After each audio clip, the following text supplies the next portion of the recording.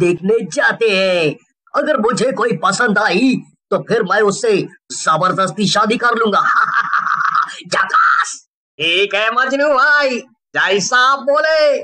फिर क्या था, बिल्लू और मजनू भाई गांव में लड़की देखने के लिए निकल जाते हैं। लेकिन जैसे ही कोई मजनू भाई को आते हुए देखता, वो दूर से ही 9 2 11 हो जाता था। चलते चलते मजनू भाई और बिल्लू दोनों बहुत थक जाते हैं और वो एक खेत के पास लगे बरगद के पेड़ के नीचे बैठकर आराम करने लगते हैं। अरे बिल्लू, जा मेरे लिए ठंडा लेकर आ, बहुत प्यास लग रही है। ठंडे के साथ ब्रेड पकौड़ा भी ले आऊं मालिक? हाँ, क्यों नहीं। और वो पास में ही बिरजू गांव वाला मसाला डोसा का ठेला लगाता है ना, 3 4 मसाला डोसा भी लेकर आना फिर। थोड़ी ही देर में वो सब लेकर आ जाता है और मजनू भाई मजे से पेट पूजा करने लगते हैं। मजनू भाई बिना किसी डर के खेत में घुस जाते हैं। तभी उनकी नजर खेत में खड़ी एक लड़की पर पड़ती है। मजनू भाई को वो लड़की पहली ही नजर में बहुत पसंद आ जाती है। वो उसके पास जाते हैं और कहते हैं, ऐ सुन, मुझे तू पसंद आ गई है, क्या तू मुझसे शादी करेगी?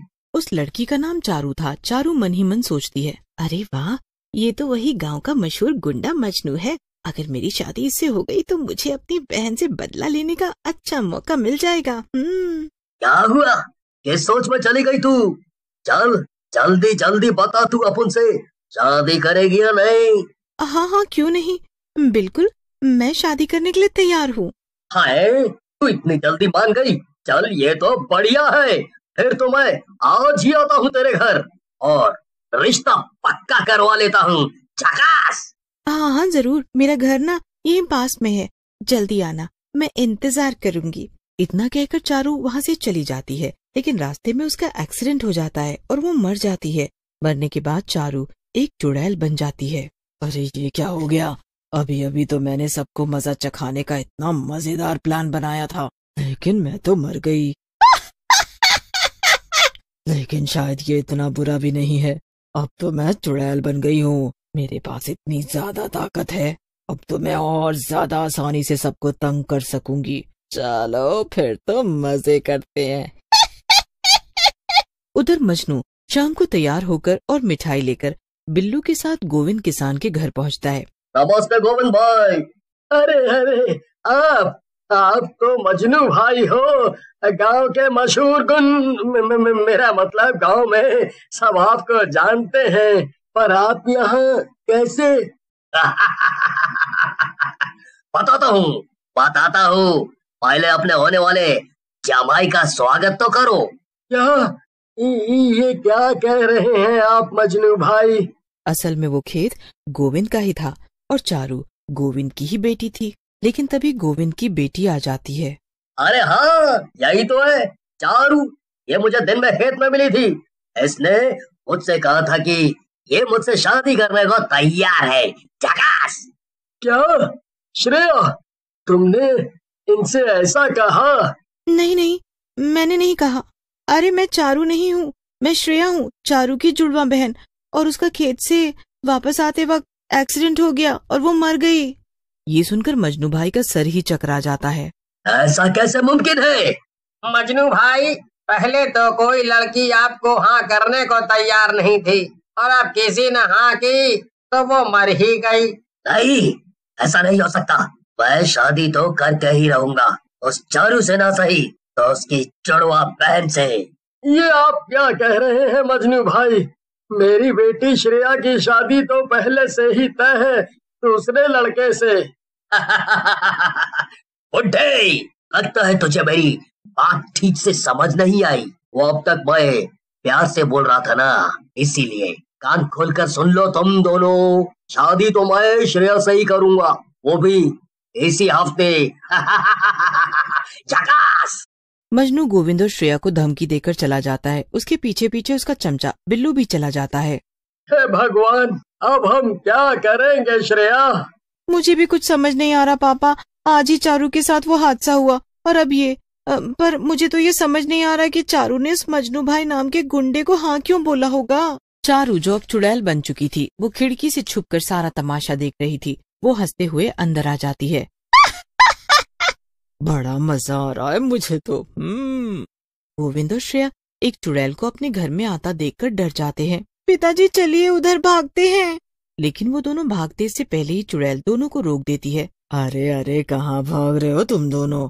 भला अपने परिवार वालों को देखकर कोई भागता है क्या? क्या क्या मतलब?